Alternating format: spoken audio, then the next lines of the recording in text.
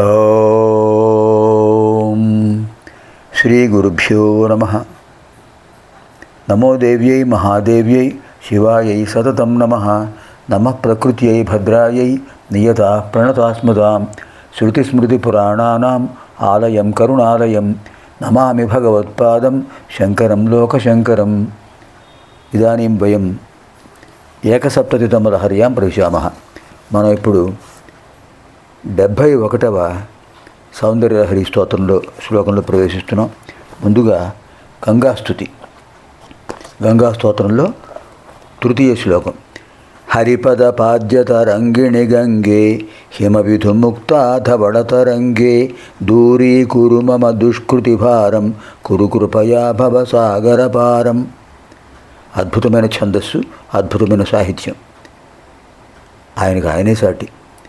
హరిపద పాద్య తరంగిణి గంగే, శ్రీ మహావిష్ణువు యొక్క పాదాల నుంచి ఉద్భవించిన ఓ గంగామాత.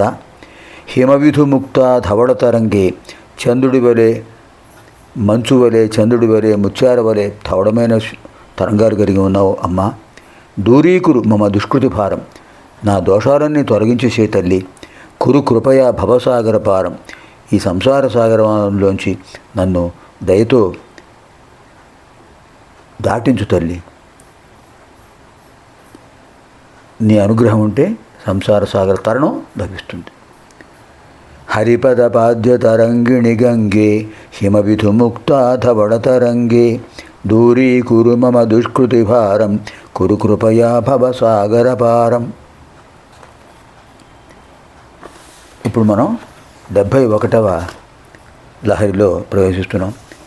అమ్మవారి యొక్క నఖ సౌభాగ్యాన్ని, నఖ సౌందర్యం, గోళ్ళు అద్భుతంగా వర్ణిస్తున్నారు. నఖానాముద్యోతై నవనడిన రాగం విహసతాం కరాణాం తే కాంతిం కథయామః కథము మే కయాచిద్వా సామ్యం భజతు కలయా హస్తకమలం యది క్రీడల్లక్ష్మీ చరణతరలాక్షారసచణం. ఉమే, ఓ జగన్మాత, నఖానాం గోడ యొక్క ఉద్యోతై కాంతులతో నవనడిన రాగం కొత్తగా వికసించిన పద్మముల యొక్క అరుణిమను విహసతాం తిరస్కరించేటటువంటి తే నీ యొక్క కరాణాం చేతులకు ఉన్నటువంటి చేతుల యొక్క కాంతిని కథం కథయామః ఎలా వర్ణించగలను చెప్పు, ఎలా వర్ణించగలను తల్లి, కథయ నువ్వే చెప్పు తల్లి. హంత అయ్యో, కమలం అంటే పద్మం అమ్మవారికి నివాసం శ్రీ మహాలక్ష్మీదేవి నివసించే ఆ పద్మం క్రీడత్ లక్ష్మీ చరణతల లాక్షారసచణం. క్రీడిస్తూ ఉన్నటువంటి లక్ష్మీదేవి యొక్క పాదాలపై ఉన్న లత్తుక రసాన్ని పొందటానికి శక్తి ఉంటే కయాచిత్ కలయా, ఏదైనా ఒక అంశతో సామ్యం భజతువా పొందుతుందేమో.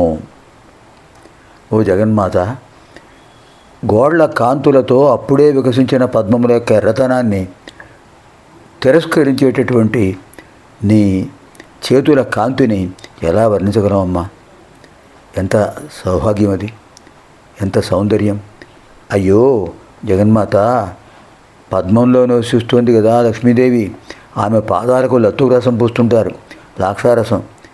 నిజంగా అది సమర్థమైతే, తగినదైతే నీ చేతుల కాంతుల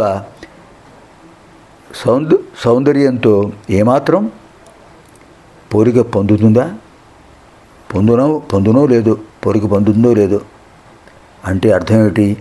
అమ్మవారి యొక్క హస్తకాంతి, చేతుల కాంతి, ఆ తేజస్సు అప్పుడే వికసించిన పద్మముల యొక్క ఆరుణ్యాన్ని కూడా తిరస్కరిస్తోంది. అంతేకాదు, ఆ లక్ష్మీదేవి యొక్క పాదాలపై పారాణి ఉంది. ఆ పారాణి ఈ కాంతికి సమానం కాదేమో. ఎంత అద్భుతమైన భావన. నఖానాముద్యోతైర్నవనడిన రాగం విహసతాం కరాణాం తే కాంతిం కథయామః కథము మే కయాచిద్వా సామ్యం భజతు కళయా హస్తకమలం యది క్రీడల్లక్ష్మీ చరణతరలాక్షారసచణం.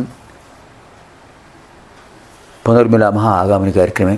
సర్వేభ్యः జగన్మాతృదేవ్యాः దివ్యానుగ్రహ ప్రాప్తిరస్తు. శుభం భవతు. స్వస్తి.